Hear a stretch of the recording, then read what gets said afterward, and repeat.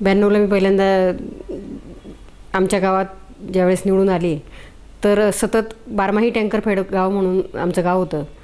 परंतु 15 ते 20 दिवसातच चांगले गावात 4-5 बोर करून त्याच्यात जे काही बोर सक्सेस झाले तर संपूर्ण गावाचा कायमस्वरूपी पिण्याच्या पाण्याचा प्रश्न सोडवला गेलेला आहे आणि आज घराघरात नळांची व्यवस्था केलेली आहे. त्याचप्रमाणे आमच्या गावाला खूप वर्षात रस्ता नव्हता, रस्त्याचंही काम झालेलं आहे. गावातील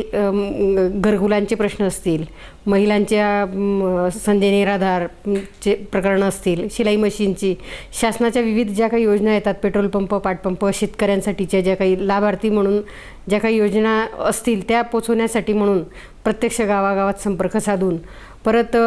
मी ज्यावेळेस पहिल्यांदा महिला म्हणून निवडून आले तर त्यावेळेस महिला काही फारशा राजकारणात नव्हत्या, तर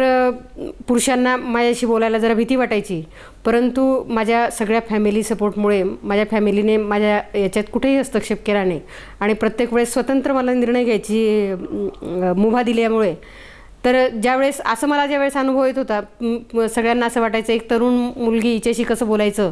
म्हणून, परंतु मी त्यांच्याशी स्वतःहून काका तुमचं काय काम आहे, दादा तुमचं काय काम आहे, भाऊ तुमचं काय काम होतं आणि ते काम ज्या पद्धतीने त्यांना विचारलं तर ते काम 100% झालं पाहिजे या दिशेने मी स्वतः प्रयत्न केले की जेणेकरून माझी लोकांना समज झाली पाहिजे की मी जे काम सांगतात तर ते 100% मी करण्याचा प्रयत्न केलेला असतो. एक खूप मला आठवतं की एक खूप गरीब माणूस रोज चक्रा मारायचा पंचायत समितीत. मी ज्यावेळेस सभापती होते आणि मी त्याला होऊन बोलवलं की शिपायाला सांगितलं की तू ह्या मनुष्य रोज का चक्रा मारतो, तर तो आला पाया पडला की ताई मी खूप वर्षापासून इकडं फिरतो आहे पण काम होत नाही. मग त्याला विहीर खोदण्यासाठी म्हणून अनुदान शासनाकडनं हवं होतं. मी त्याला स्वतः गाडीत बरोबर जळगावला सोबत घेऊन गेली आणि त्याला अनुदान मिळण्यासाठी म्हणून स्वतः प्रयत्न केला आणि त्याने ज्यावेळेस हजारो लोकांसमोर एखादी ग्रामसभा चालू होती, त्याला बोलता येत नव्हतं, परंतु त्या ग्रामसभेत तो डायरेक्ट ताडकन उठला आणि तिथल्या लोकांनी येऊन मला सांगितलं की त्याने माईक हातात घेऊन डायरेक्ट सांगितलं की त्या शिरूडच्या ताई आहेत, माझी त्यांची ओळख नाही पण त्या ताईने माझा विहिरीचा प्रश्न सोडवलेला आहे. अशा कामामुळे मला सतत प्रेरणा मिळत गेली आणि मी ज्या आत्मविश्वासाने लोकांचे प्रश्न सोडवत गेली याच पद्धतीने सातत्याने आता नवीन महिलांसाठी ज्या काही घरकुलाच्या योजना असतील, घरेलू कामगार ज्या आमच्या अंमळ शहरात मोठ्या प्रमाणावर आहेत तर त्या सगळ्या घरेलू कामगार महिलांचं संघटन करून शासनाच्या माध्यमातून त्यांना काय योजना देता येईल याच्यासाठी घरेलू कामगार महिलांचे सुद्धा मेळावे घेतलेले आहे. 1990ला जवळजवळ तालुक्यात 140 बचत गट स्थापन करून त्याच्यातल्या 55 गटांना 2.5 लाखापर्यंतचं अनुदान, त्याच्यात काही महिलांना दूध उत्पादनासाठी, जनावरं घेण्यासाठी म्हणून शासनाच्या माध्यमातून जिल्हा ग्रामीण विकास यंत्रणेच्या माध्यमातून त्या बचत गटांच्या जे काही कामकाज आहे तर सुरुवातीला बचत गट ही संकल्पना खूप लोकांना रुजवण्यासाठी म्हणून मला प्रत्यक्ष गावागावात जावं लागलं आणि खूप लोकांना त्या बचत गटाचं महत्त्व पटवावं लागलं.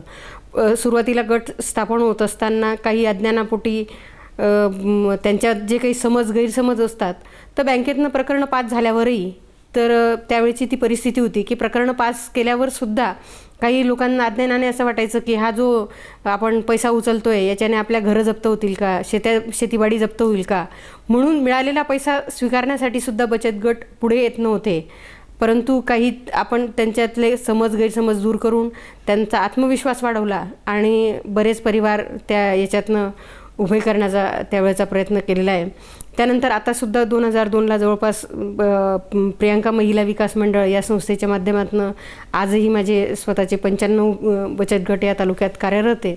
मग त्याच्यात काही महिला शिलाई मशीनचं काम करत असतील, काही किराणा दुकानाचं काम करत असतील, काही रेडीमेड गारमेंटचं काम करत असतील, काही पापड, कुरडया, शेवाळ्या बनवून त्या विक्रीसाठी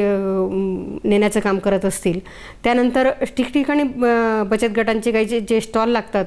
तर त्या स्टॉलला सुद्धा त्या आमच्या महिला ह्या उत्पादित केलेल्या माल त्या स्टॉलच्या ठिकाणी नेऊन खूप चांगल्या पद्धतीचं कामकाज आमच्या महिलांचं चाललेलं असतं. एक आमचा जो बचत गट आहे त्यातील आमच्या ग्रामीण भागातल्या महिला पुरणपोळी पुण्याच्या भीमथडीच्या जत्रेत घेऊन गेल्या आणि त्यांना जवळपास एक 7 दिवसात 42,000 रुपयाचं उत्पन्न त्या पुरणपोळीच्या माध्यमातून आमच्या महिलांनी मिळवले आहे. त्यानंतर नाशिकची जी बचत गटांची स्टॉल लागलेले होते त्याच्यातसुद्धा आमच्या कळण्याची भाकरी, पिठलं, ठेचा या असं माझ्या महिलांनी लिहिल्यानंतर एक 3 दिवसात जवळपास त्यांनी 18,000ची विक्री तिथनं करून आणलेली आहे. आणि बचत गटातनं 100%च रोजगार उभं राहील असं नाही, परंतु बचत गटाच्या माध्यमातून ज्या काही महिला संघटित होत आहेत आणि संघटनेतनं त्यांच्या विचारांचे जे काही आदानप्रदान होते त्याच्यातनं त्यांना एक मानसिक खूप मोठा आधार मिळतो आहे. आणि तुझं काय चाललं, माझं काय चाललं, याच्यामुळे एक समाज जागृतीसुद्धा या बचत गटाच्या माध्यमातून होते. तर बचत गटाचा अर्थ फक्त 100% सक्सेस उद्योग हाच नाही, तर या सगळ्या महिला एकत्र आल्यानंतर विचारांची जी काही देवाणघेवाण झाल्यानंतर त्यांच्यात जी परिवर्तन घडतं आहे, एक आत्मविश्वास जो दिसतो आहे, महिलांच्या छोट्या छोट्या ज्या काही समस्या आहेत, त्यांच्या मुलांची फीस भरण्याचा प्रश्न असेल, घरात परिवारात कोणाचं आजारपण असेल, तर या गटातल्या महिला सहजपणे ज्यावेळेस ते पैसे त्या गरजेसाठी काढून देतात त्यावेळेस त्यांनासुद्धा घरातनं सन्मान वाढतो आहे महिलांचा. ज्यावेळेस तिने साचवलेली मदत त्या बचत गटातनं ती हक्काची मदत म्हणून तिच्या गरजेच्या वेळेस ती जेव्हा वापरते तर तिलासुद्धा नवरा घरात सन्मानाची वागणूक देतो, मुलांकडनं सन्मानाची वागणूक मिळते. तर या बचत गटाच्या माध्यमातून हळूहळू खूप मोठं परिवर्तन होताना दिसतं आहे.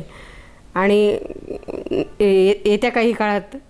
आजकाल उलट मला खूप लोक घरी येऊन विचारतात की